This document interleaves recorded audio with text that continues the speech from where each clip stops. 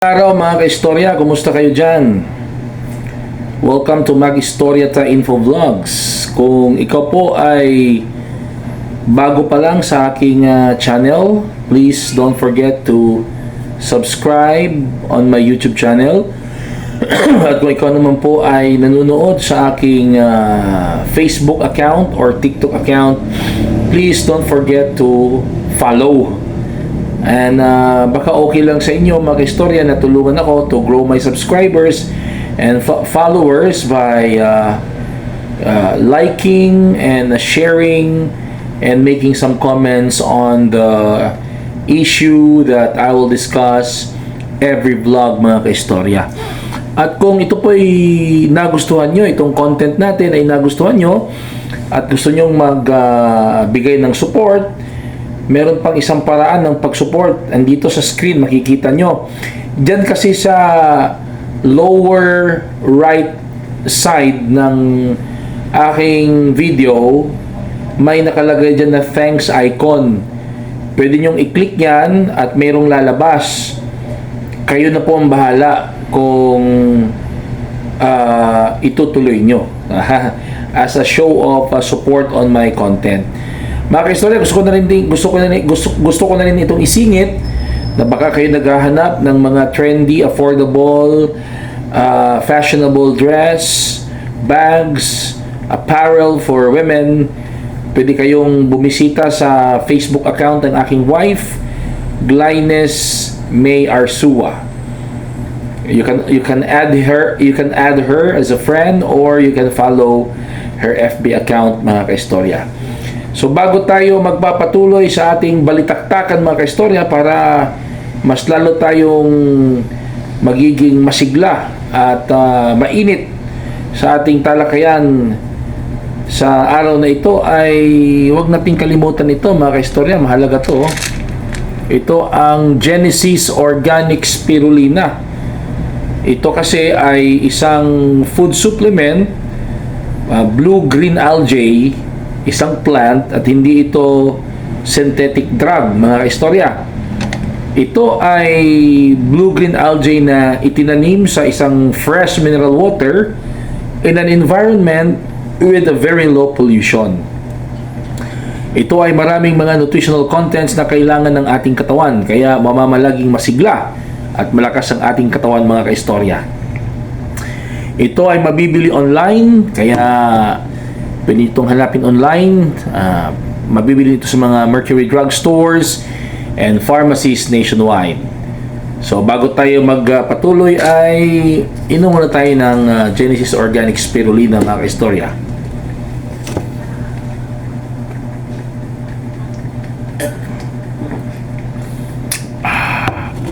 Sarap. Genesis Organic Spirulina, ang dekalidad na spirulina ng bayan.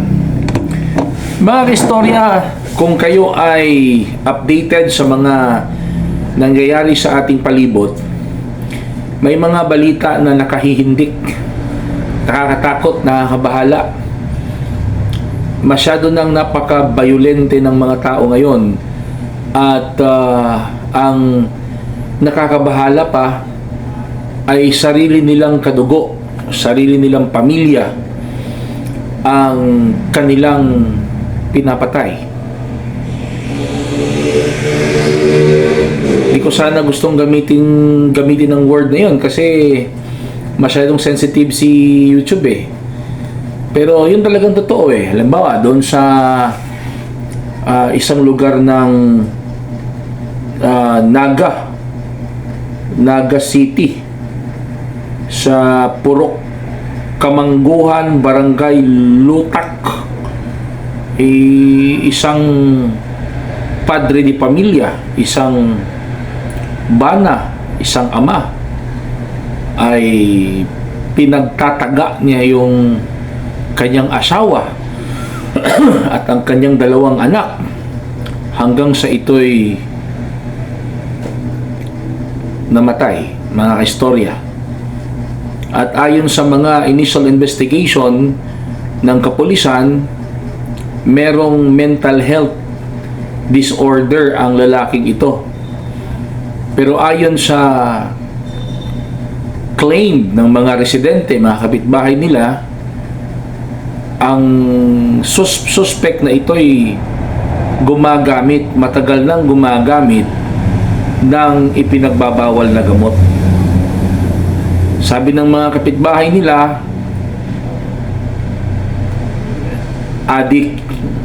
adik ang taong ito. Isipin mo yan, magawa ba yan ng isang matinong padre de pamilya na gawan mo ng gano'n ang asawa mo at mga anak mo? Tayong mga padre de pamilya, tayo nga ang protector ng ating pamilya. Pero dahil doon sa paggamit ng ipinagbabawal na gamot ay nagawa niya yon sa kanyang sariling pamilya. Meron namang nangyari doon sa Tagum City, ay yun din, pinatay din niya yung kanya, yung tatay niya. Tapos yung nanay niya muntikan na ring madali, pero yung tatay talaga niya ay talagang nawala sa mundong ito. Ganun na lang ang gagamitin kong termino para hindi tayo hindi tayo ma-issue ni YouTube. Matindi yung pagkagawa niya kasi ayon sa investigation ng kapulisan ay biniyak niya yung mukha ng tatay niya, tapos pinagkakalat-kalat yung mga organ sa ilog, sa kahoy. Napaka-brutal, mga kaistorya. Bagaman nagsabi ang mga kapulisan na negative daw ito sa illegal drugs, pero mayroong isang psychiatrist na nagsabi na posibleng substance-induced psychotic disorder. So, substance-induced, ano yun?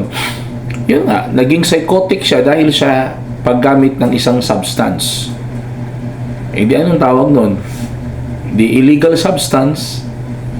Hindi naman kasi makakasira sa utak yung drugs na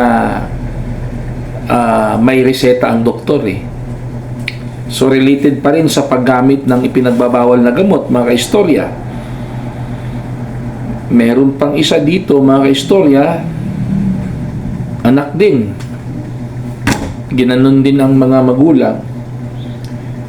Kung pagsama-samahin natin ang lahat ng mga ito, mga kaistorya, base lang sa mga initial reports, nasiraan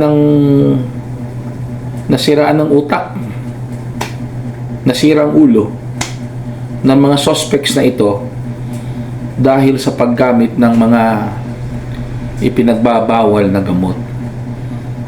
Kahit dito sa amin, ako mismo personal na nakikita ko sa akin dalawang mga mata, yung mga solvent boys, yung mga rugby boys ay they are very very confident na mag-rugby in public, mga kaistorya. At merong isang lugar na sa amin dito sa Cagayan de Oro, dyan sa may Agora, minsan meron kasi akong kaibigan na nagmo-move it. Sinabihan niya yung pasahero niya na miss, huwag kang maggamit ng cellphone kasi marami ng snatcher. Hindi nakinig yung pasahero niya, ay mga ilang minutes lang hinablot ng snatcher yung cellphone niya.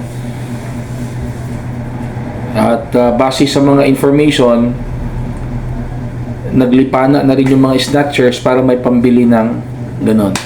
At ito pa, nakakabahala, mga kaistorya, nakita ko sa isang social media platform, isang lalaki na talagang nagla-live. Ewan ko kung prank lang yun or totoo, pero wala kasing tuloy-tuloy na gumagamit siya ng Sabi ng kaibigan ko, ito brad, tinignan ko gumagamit ng ipinagbabawal na gamot at talagang napaka-confident pa na i-post sa social media na makikita hindi lamang sa Pilipinas kundi sa buong mundo. Kaya sabi ko sa sarili ko, straight to the point na tayo, ibalik ang war on drugs.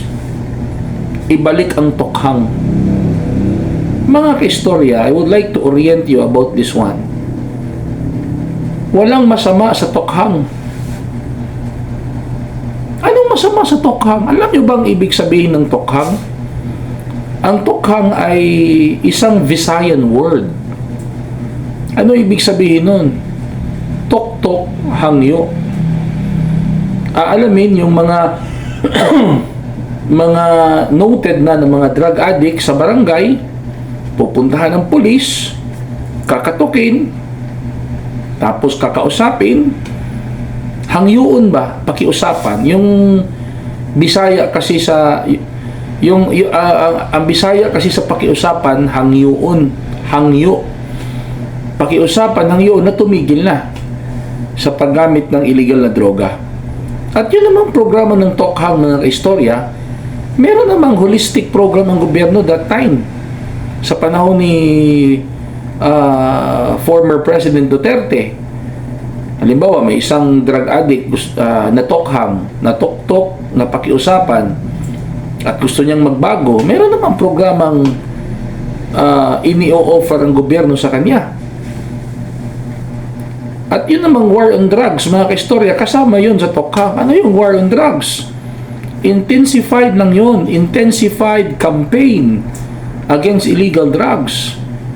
Talagang sa panahon ni former President Duterte, binigyan ng talaga ng emphasis ang mahigpit na pagbabawal ng gobyerno sa paggamit at pagbenta ng illegal na droga. War on drugs. Anong ibig sabihin nun, mga kaistorya? Gera laban sa illegal na droga. Ang illegal na droga ang ginigera, hindi yung tao. Kaya lang, mga kaistorya, ito kasing tokhang at war on drugs were politicized, na para bang ipinalalabas na ang tokhang at ang war on drugs ay ginagamit for extrajudicial killing. Ginagamit na front para pumatay ng tao. Mali. Mali yun. Because it was not the blueprint. It is not the blueprint of the tokhang and war on drugs. The blueprint of tokhang and war on drugs, sa tingin ko ay isang programa ng gobyerno na para tutukan, minimize, if not totally eradicate, the problem on illegal drugs.